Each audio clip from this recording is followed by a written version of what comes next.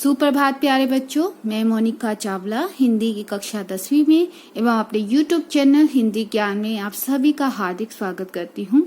प्यारे बच्चों, आज हम हिंदी की कक्षा में क्षितिज गद्य खंड का पाठ 11 बाल गोविंद भगत शुरू करने जा रहे हैं, जिसके जो लेखक है वो है रामवृक्ष बेनीपुरी।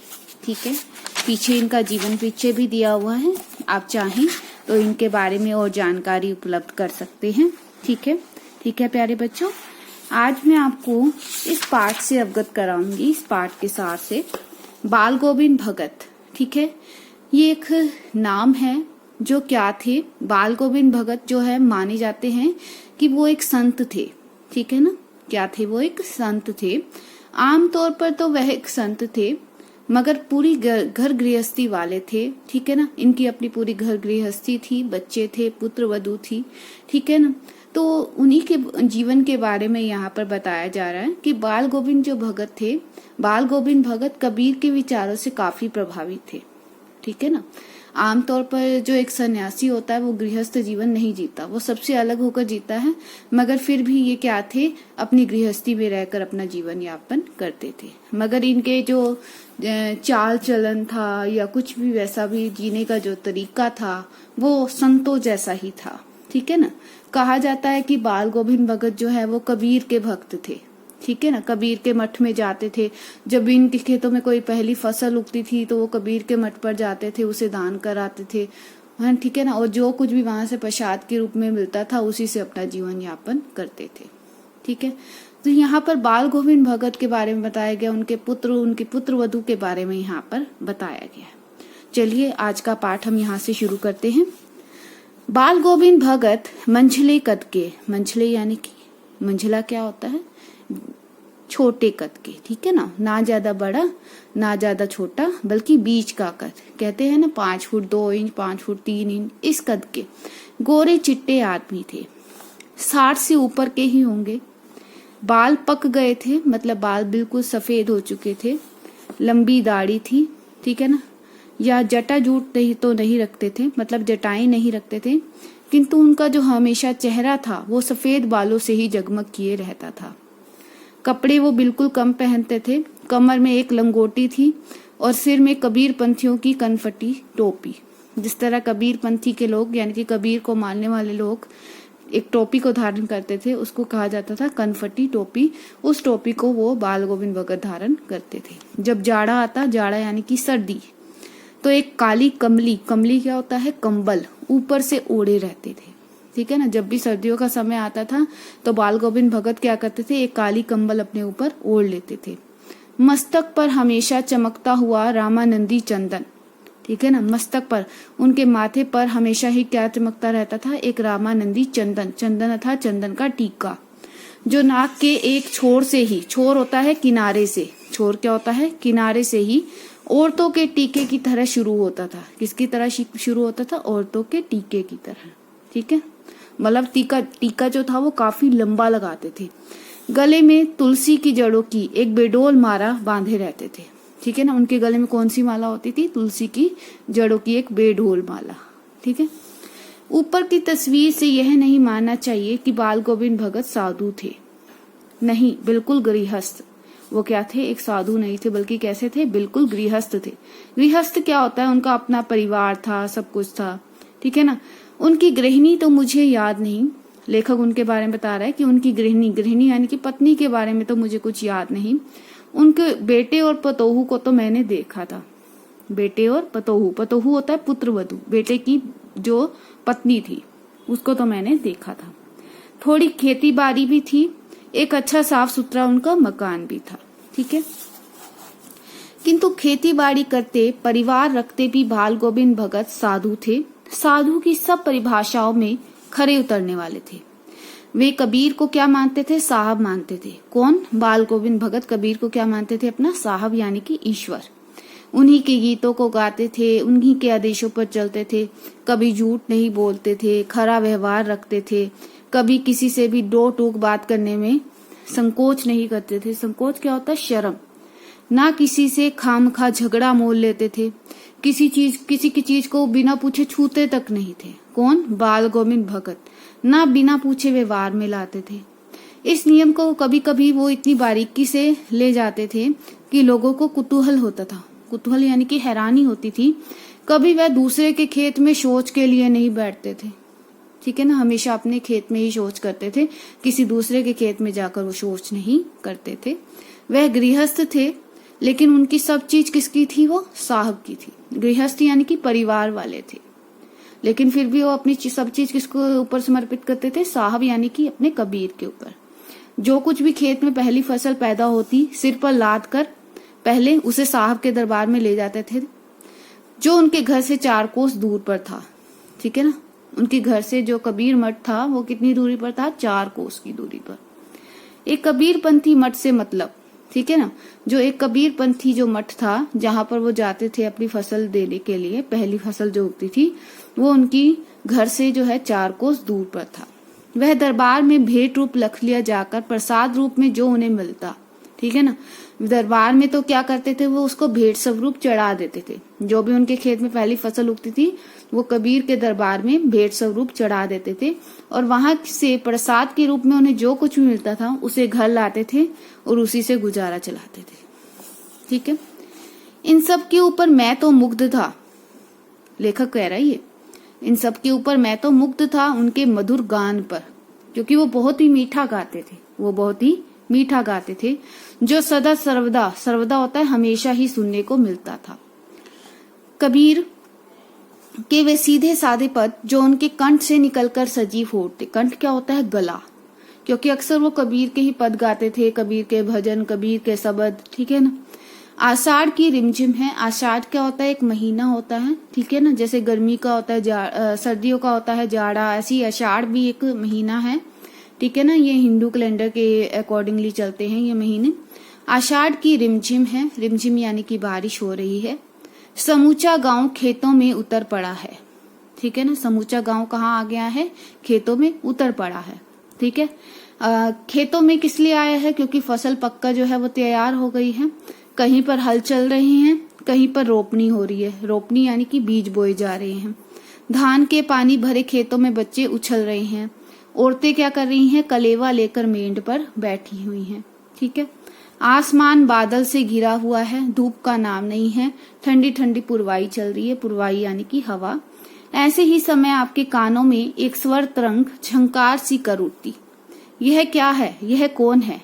यह पूछना न पड़ेगा, क्योंकि क्या होता था जब भी औरतें या आदमी जो है धान की फसल को बोते थे या मेड़ पर कलेवा लेकर बैठते थे, तो वो बाल गोविंद भगत जो है कबीर के पद गाना शुरू कर देते, जिससे क्या होता था? सभी के अंदर एक जोश सा उत्पन्न हो जाता। इवन बच्चे भी उनके पदों पर नाचना शुरू कर देते थे, औरतें भी क्या करना शुरू कर देती थी? नाचना शुरू कर देती थी। यह पूछना ना पड़ेगा। बाल गोविंद भगत समूचा शरीर, समूचा यानी कि सारा शरीर, कीचड़ में लिथड़े यानी कि कीचड़ से पूरी तरह भरा हुआ अपने खेत में क्या कर रहे हैं? रोपनी कर रहे हैं। उनकी उंगली एक एक धान के पौधे को पंक्तिबद्ध यानी कि लाइन में या कतार में खेत में बिठा रही है। उनका कंठ यानी कि उनका गला एक एक शब्द को संगीत के जीने पर चढ़ाकर कुछ को ऊपर स्वर की ओर भेज रहा है और कुछ को इस पृथ्वी की मिट्टी पर खड़े लोगों के कानों की ओर, ठीक है ना। क्योंकि जब भी कहा जाता है कि जब भी धान की रोपाई की जाती थी, ठीक है ना, या औरतें जो मतलब खेतों में हल चला रहे होते थे या औरतें मेड़ पर बैठी कलेवा कर रही होती थी, तो उससे क्या होता था कि सभी जो लोग थे वहां पर कबीर के जो भजन बाल गोविंद भगत गा रहे होते थे, उनके भजनों को सुनकर झूमने लग जाते थे। यहाँ तक कि बच्चे भी नहीं, बूढ़े भी, जवान भी, ठीक है ना, इवन औरतें भी जो है उनके पदों पर नाचने लग जाती थी। बच्चे खेलते हुए झूम उठते हैं। मेड़ पर, मेड़ यानी कि किनारों पर खड़ी औरतों के होंठ कांप उठते हैं, वे गुनगुनाने लगती हैं। हलवाहों यानी कि हल चलाने वालों के पैर ताल से उठने लगते हैं। रोपनी करने वाले की, जो बीज रोप रहे होते हैं, उनकी उंगलियां एक अजीब क्रम से चलने लगती हैं। बाल गोविंद भगत का यह संगीत है या जादू। क्लियर है यहाँ तक सभी को?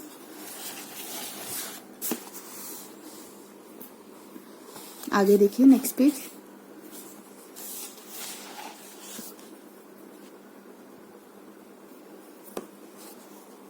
भादों की वह अंधेरी अधरतियां, ठीक है। अब ये कौन सा मास आ गया? भादो मास। भादो मास में कैसी रातें होती थी? अंधेरी रातें। अभी थोड़ी ही देर पहले मूसलाधार वर्षा खत्म हुई है। बादलों की गरज, बिजली की तड़प में आपने कुछ नहीं सुना हो, किंतु अब झिल्ली की झंकार या दादुरु क्या होता है? मेंढक। दादुर क्या होता है? मेंढक की टर टर। मेंढक कैसी आवाज करते हैं? टर टर। बाल गोविंद भगत के संगीत को अपने कोलाहल में डुबो नहीं सकती। उनकी खंजड़ी। खंजड़ी क्या होता है? एक वाद्य यंत्र, बजाने वाला वाद्य यंत्र जिसको वो अक्सर बजाते थे। खंजड़ी क्या होता है? वाद्य यंत्र, बजाने वाला, जैसे ढोलक वगैरह होता है, इसी तरह क्या होता है? खंजड़ी। उनकी खंजड़ी ढिमक ढिमक बज रही है और वे गा रहे हैं, गोदी में पियवा चमक उठे सकिया चीख उठे ना। ठीक है, वो क्या गा रहे हैं? कौन सा पद गा रहे हैं? गोदी में पियवा चमक उठे सखिया चिहुक उठे ना। इसका मतलब देखो, हाँ, पिया तो गोद में ही है, किंतु वह समझती है वह अकेली है, चमक उठती है, चिहुक उठती है। ठीक है ना। उसी भरे बादलों वाले भादों की आधी रात में उनका यह गाना अंधेरे में अकस्मात, अकस्मात होता है अचानक, कौंध उठने वाली, कौंध होता है चमक उठने वाली बिजली की तरह किसे ना चौंका देता। अरे अब सारा संसार निस्तब्धता में सोया हुआ है। निस्तब्धता यानी कि वो अभी भी स्तब्ध है, अर्थात पूरी तरह से उठा नहीं है। हैरानी में वो क्या है? सोया हुआ है। बाल गोविंद भगत का जो संगीत है वो क्या कर रहा है? जाग रहा है और सभी को क्या कर रहा है? जगा रहा है। तेरी गठरी में लागा चोर मुसाफिर जाग जरा। वो क्या पद गा रहे हैं? तेरी गठरी में लागा चोर मुसाफिर जाग जरा। ठीक है, आगे देखिए। अब कौन सा मास शुरू हो गया? कार्तिक मास। कार्तिक आया नहीं कि बाल गोविंद भगत की क्या शुरू हो जाती है? प्रभातियां शुरू हो गई। प्रभातियां क्या होती हैं? सवेरे उठ के जगह जगह पर फिरकर क्या गाना? भजन गाने शुरू करना, जो फागुन तक चला करती थी। कौन से मास तक चलती थी? जो फागुन तक। इन दोनों वह सवेरे ही उठते, ना जाने किस वक्त जगकर वह नदी स्नान को जाते, गांव से 2 मील दूर। वहां से नहा धोकर लौटते और गांव के बाहर ही पोखर, पोखर होता है तालाब, तालाब के ऊंचे भिंडे पर अपनी खंजड़ी लेकर जा बैठते, अपने गाने टेरने लगते। मैं शुरू से ही देर तक सोने वाला हूँ, किंतु एक दिन माँ की उस दांत किटकिटाने वाली भोर में भी, भोर होता है सुबह में भी, उनका संगीत मुझे पोखर पर ले गया था। पोखर यानी कि तालाब पर। अभी आसमान के तारों के दीप बुझे नहीं थे। हाँ, पूरब में लोही लग गई थी जिसकी लालिमा को शुक्र तारा और बढ़ा रहा था। लालिमा यानी कि चमक को। खेत, बगीचा, घर, सब पर कुहासा छा रहा था। सारा वातावरण अजीब रहस्य से आवृत मालूम पड़ता था। उस रहस्यमय वातावरण में एक कुश की चटाई पर पूरब मुंह काली कमली ओढ़े बाल गोविंद भगत अपनी खंजड़ी लिए बैठे थे। उनके मुंह से शब्दों का तांता लगा था। तांता यानी कि एक धागा सा बंधा हुआ था। उनकी उंगलियां खंजड़ी पर लगातार चल रही थी। गाते गाते इतने मस्त हो जाते, इतने सुरूर में आते, उत्तेजित होते कि मालूम होता अब खड़े हो जाएंगे। कमली, कंबल, कंबल तो बार बार सिर से नीचे सरक जाता। मैं जाड़े से कपा रहा था, लेखक बता रहा है, किंतु तारे की छांव में भी उनके मस्तक के श्रम बिंदु यानी कि जो पसीना उनके चेहरे पर आ रहा था, जब तक चमक ही पड़ते थे। ठीक है, आगे देखिए। गर्मी में उनकी संझा, संझा यानी कि शाम, संझा कितनी उमस भरी शाम को ना शीतल करती। गर्मी में उनकी संझा, संझा यानी कि उनके द्वारा गाए जाने वाले गीत जो थे वो कितनी उमस भरी शाम को शीतल कर देते थे। अपने घर के आंगन में आसन जमा कर बैठते थे वो। गांव के उनके कुछ प्रेमी भी जुट जाते थे। खंजड़ियों और करतालों की भरमार हो जाती। एक बात बाल गोविंद भगत कह जाते, उनकी प्रेम मंडली उसे दुराती और तिहराती। ठीक है ना। जब भी क्या होता था, ठीक है, जब भी कितनी भी उमस भरी शाम हो, बाल गोविंद भगत की जो संगीत था वो उनकी उमस भरी शाम को भी शीतल कर देता था। वो क्या करते थे, अपने घर के आंगन में एक आसन बिछाकर बैठ जाते। गांव के लोग भी उनके उसको संगीत को सुनने के लिए वहां पर जुट जाते थे। खंजड़ियों और करतालों, करताल यानी कि तालियों की जो आवाज थी वो गूंज उठती थी। एक पद बाल गोविंद भगत कहते थे, दूसरा पद उनकी बंडली दोहराती थी। धीरे धीरे स्वर ऊंचा होने लगता। एक निश्चित ताल, एक निश्चित गति से उस ताल स्वर के चढ़ाव के साथ श्रोताओं होता है सुनने वालों के मन भी ऊपर उठने लगते। धीरे धीरे उनका जो मन था वो उनके तन पर हावी हो जाता। होते होते एक क्षण यानी कि एक समय ऐसा भी आता कि बीच में खंजड़ी लिए बाल गोविंद भगत नाच रहे हैं और उनके साथ ही सबके तन और मन नृत्यशील हो उठे हैं। सारा आंगन नृत्य और संगीत से ओतप्रोत है। बाल गोविंद भगत की संगीत साधना का चरम उत्कर्ष उस दिन देखा गया जिस दिन उनका बेटा मरा। ठीक है, अब यहाँ से कहानी का मोड़ ही अलग हो जाता है। देखो क्या होता है कि बाल गोविंद भगत की संगीत साधना का चरम उत्कर्ष, चरम यानी कि अंतिम सीमा तक पहुंचने का जो उत्साह है उस दिन देखा गया जिस दिन उनका बेटा मर गया। उनका इकलौता बेटा था, वह कुछ सुस्त सा था और बोधा सा था। उसकी दो विशेषताएं थी, कुछ सुस्त था वो और कुछ बोधा सा था। किंतु इसी कारण बाल गोविंद भगत उसे और भी मानते थे। उनकी समझ में ऐसे आदमियों पर ही ज्यादा नजर रखनी चाहिए या प्यार करना चाहिए क्योंकि ये निगरानी और मोहब्बत के ज्यादा हकदार होते हैं। ठीक है ना। लेकिन बाल गोविंद भगत उसे बहुत प्यार करते थे। ठीक है ना। वो कहते थे कि ऐसे आदमियों पर ज्यादा ही नजर रखनी चाहिए या प्यार करना चाहिए क्योंकि ये निगरानी और मोहब्बत के ज्यादा हकदार होते हैं। बाल गोविंद भगत ने बड़ी साथ से उनकी शादी कराई थी। ठीक है ना। पतोहू बड़ी ही सुभग थी, सुशील थी। पतोहू यानी कि पुत्र वधू।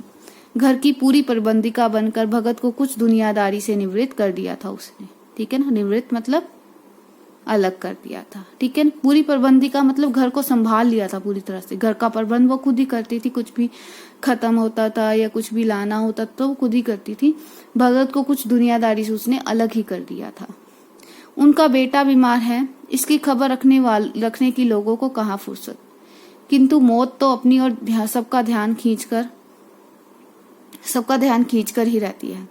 हमने सुना कि बाल गोविंद भगत का बेटा मर गया। कुतूहलवश उनके घर गया। ठीक है, लेखक बता रही है। कुतूहलवश मैं उनके घर गया, देखकर दंग रह गया। उन्होंने क्या किया हुआ था बेटे के मरने पर। बेटे को आंगन में एक चिटाई पर लिटाया हुआ था। ठीक है ना। बेटे को किस पर लिटाया हुआ था? चिटाई पर लिटाकर एक सफेद कपड़े से उसको ढक रखा है। वह कुछ फूल तो हमेशा ही रोपते रहते थे। ठीक है ना। मतलब उन फूलों में से कुछ फूल तोड़कर उन्होंने वहां बेटे के आगे पीछे भी घेर दिए हैं। फूल भी और तुलसी के पत्ते भी। सिरहाने पर क्या जलाया हुआ है उसके? एक चिराग यानी कि एक दीपक जलाकर रखा हुआ है अपने पुत्र की, जहाँ पे पुत्र को लिटाया हुआ था, पुत्र की लाश को। और उसकी सारी जमीन पर ही आसन जमाए गीत गाए चले जा रहे हैं। क्या कर रहे हैं बाल गोविंद भगत?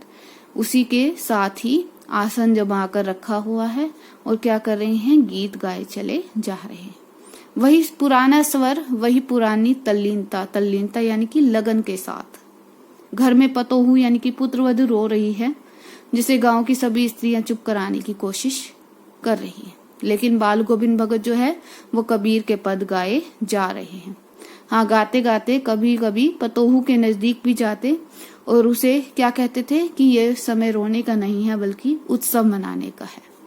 आत्मा किससे मिल गई है? परमात्मा से मिल गई है, अर्थात आत्मा परमात्मा के पास चली गई है। विरहणी अपने प्रेमी से जा मिली है, भला इससे बढ़कर आनंद की कौन बात। ठीक है ना। मतलब वो ऐसे कहते थे अपने पुत्र वधू को चुप कराते हुए कि यह जो समय है यह रोने का नहीं है, उत्सव मनाने का है। हमें इसे उत्सव की तरह मनाना चाहिए। आत्मा जो है वो अपने परमात्मा से जाकर मिल गई है। एक विरहणी जो है, जो अलग हुई प्रियतमा है, वो अपने प्रियतम से जाकर मिल गई है। भला इससे बढ़कर आनंद और क्या हो सकता है। मैं कभी कभी सोचता यह पागल तो नहीं हो गए हैं, लेखक सोचता था। ठीक है ना। लेखक इनकी बातों पर सोचता था कभी कभी कि ये पागल तो नहीं हो गए, किंतु नहीं, वह जो कुछ कह रहे हैं उसमें उनका विश्वास बोल रहा था। वह चरम विश्वास, अटल, चरम क्या होता है? अटल विश्वास, जो हमेशा ही मृत्यु पर विजयी होता आया है। अब क्या था? बेटे की क्रियाक्रम में तूल नहीं किया। कहते हैं ना कि बेटे की मृत्यु होती है तो या तो उसका बेटे का पुत्र उसको वो देता है। ठीक है ना। अंतिम वो आग जो दिलाता है, चिता को आग, या तो उसका बेटा देता है या उसका पिता देता है। मगर यहाँ पर बाल गोविंद भगत जो थे वो इन सब से हटकर चलते थे, लीक से मतलब बिल्कुल ही हटकर चलते थे समाज के रीति रिवाजों से। उन्होंने आंख पता किससे दिलवाई? अपनी पुत्र वधू से, अपने पतोहू से। देखो, बेटे के क्रियाक्रम में तूल नहीं किया, तूल यही यानी कि उतार चढ़ाव नहीं देखा, पतोहू से ही आग दिलाई। किससे आग दिलाई थी उन्होंने? पतोहू से ही आग दिलाई थी उसको। किंतु जो ही यानी कि जैसे ही श्राद्ध की अवधि पूरी हो गई, पतोहू के भाई को बुलाकर उसके साथ कर दिया। ठीक है ना। उन्होंने क्या किया, मतलब जैसे बेटे का श्राद्ध वगैरह सब कुछ कर दिया, फिर उन्होंने क्या किया, अपने पुत्र वधू के भाई को बुलाया और कहा कि इसे अपने साथ, कि मेरी पुत्र वधू को अपने साथ ले जाओ, यह आदेश देते हुए कि इसकी दूसरी जगह शादी करवा दो। लेकिन पुत्र वधू जो है वो नहीं मानी। देखो आगे, पतोहू के भाई को बुलाकर उसके साथ कर दिया, यह आदेश देते हुए कि इसकी दूसरी शादी कर देना। इधर पतोहू रो रो कर कहती, मैं चली जाऊंगी तो बुढ़ापे में कौन आपके लिए भोजन बनाएगा? बीमार पड़े तो कौन एक चुल्लू पानी भी देगा आपको? मैं पैर पड़ती हूँ। अब पुत्र वधू बोल रही है उनकी ये कि मैं यहाँ से नहीं जाना चाहती। आमतौर पर जो पुत्र वधू होती है, मान लो उनकी अगर पति की मृत्यु भी हो जाती है तो वो वहां पर रहना पसंद नहीं करती। लेकिन यहाँ पर भगत की पुत्र वधू कहती है कि मैं आपके साथ ही रहूंगी, आपकी ही सेवा करूंगी। मैं पैर पड़ती हूँ, मुझे अपने चरणों से अलग नहीं कीजिए। लेकिन भगत का जो निर्णय था वो अटल था, तू जा, नहीं तो मैं इस घर को छोड़कर चला जाऊंगा। यह थी उनकी आखिरी दलील। और इस दलील के आगे बेचारी की क्या चलती है? इस फैसले, दलील क्या होता है? फैसले के आगे। ठीक है ना। अब यहाँ पर उन्होंने पुत्र वधू से जाने को कह दिया, लेकिन वो जा नहीं रही थी। फिर अंत में वो कहते हैं कि अगर तू नहीं जाएगी तो मैं ये घर को छोड़कर चला जाऊंगा। इस तरह से यह थी उनकी आखिरी दलील। और इस दलील के आगे वो बेचारी क्या करती। बाल गोविंद भगत की मौत उन्हीं के अनुरूप हुई। उन्हीं के अनुरूप मतलब जैसे वो थे वैसी ही उनकी मौत हुई। वे हर वर्ष गंगा स्नान करने जाते थे। स्नान पर उतनी आस्था नहीं रखते जितना संत समागम और लोक दर्शन पर। पैदल ही जाते थे। करीब 30 कोस पर गंगा थी। साधु को संबल लेने का क्या हक? और गृहस्थ किसी से भिक्षा क्यों मांगे? अतः घर से खाकर चलते तो फिर घर पर ही लौटकर खाते थे। घर पर ही लौटकर खाते थे। ठीक है ना। अतः मतलब बाहर से कोई चीज नहीं खाते थे। एक बार घर से खाकर चले तो दूसरी बार जब घर पहुंचेंगे तभी आकर खाना खाएंगे। रास्ते भर जाते हुए क्या बजाते रहते थे? खंजड़ी बजाते थे। गाते, जहां प्यास लगती थी वहां पर पानी पी लेते थे। 4-5 दिन आने जाने में लगते थे, किंतु इस लंबे उपवास में वही मस्ती थी। बीच में रुककर खाना कुछ नहीं खाते थे बाहर का, घर आकर ही खाते थे। अब बुढ़ापा आ गया था, किंतु टेक वही जवानी वाली। टेक वही जवानी वाली। टेक क्या होता है? हमारा रवैया, हमारा व्यवहार वही जवानी वाली। इस बार लौटे तो तबीयत उनकी कैसी थी? कुछ सुस्त थी। खाने पीने के बाद भी तबीयत नहीं सुधरी। थोड़ा बुखार आने लगा, किंतु नेम व्रत होता है, नियम और व्रत को तोड़ने वाले नहीं थे। वही दोनों जून गीत, स्नान, ध्यान, खेती बाड़ी देखना दिन दिन छीजने लगे। दिन दिन छीजने यानी कि बीतने लगे। लोगों ने उन्हें नहाने धोने से भी मना किया कि आप इतनी दूर जाकर नदी में स्नान करने मत जाइए, आराम करने को कहा, किंतु वे लोगों की बातों को हंसकर टाल देते थे। उस दिन भी संध्या में गीत गाए, किंतु मालूम होता जैसे तागा टूट गया हो। तागा यानी कि धागा जो है वो टूट गया हो। माला का एक एक दाना बिखरा हुआ। ठीक है ना। माला का एक एक दाना जो था वो बिखरा हुआ हो। भोर होता है सुबह। सुबह में लोगों ने उनका गीत नहीं सुना। ठीक है ना। सुबह में लोग, सुबह जैसी सुबह हुई, लोगों को उनके गीतों की आवाज नहीं आई। फिर लोगों ने जब जाकर देखा तो बाल गोविंद भगत नहीं रहे। सिर्फ उनका वहां पर क्या पड़ा हुआ है? पंजर पड़ा हुआ है। पंजर क्या होता है? मृत शरीर पड़ा हुआ है। ठीक है प्यारे बच्चों, आई थिंक आपको ये लेसन क्लियर हो गया होगा और बाल गोविंद भगत के जीवन से आप परिचित हो गए होंगे। ठीक है ना। मैं निवेदन करती हूँ सभी बच्चों से कि जब भी वो इस वीडियो को चलाएंगे, वीडियो को ओपन करेंगे, अपने साथ अपनी बुक को जरूर ओपन कीजिएगा। ठीक है। आपने सिर्फ सुनना है। ठीक है। अगर वीडियो में अगर कुछ ऐसी चीज आपको नजर आती है कि जिसको आपको देखना जरूरी है, वही आप देखेंगे। अदरवाइज मैं ये कहती हूँ कि आप सिर्फ सुनिए, और जिन बच्चों के पास बुक नहीं है या जिन बच्चों ने अभी नहीं परचेज किया वो इसको देख सकते हैं, ठीक है। और बुक्स जैसे ही आप खोल कर रखेंगे उससे क्या होगा कि मैं एक एक लाइन रिपीट करूंगी और आप अपनी बुक्स में देखेंगे, ठीक है प्यारे बच्चों। और इस पाठ के सार को भली भांति समझने की कोशिश कीजिएगा। नेक्स्ट क्लास में मैं आपसे इसके प्रश्न उत्तर साझा करूंगी, ठीक है। धन्यवाद।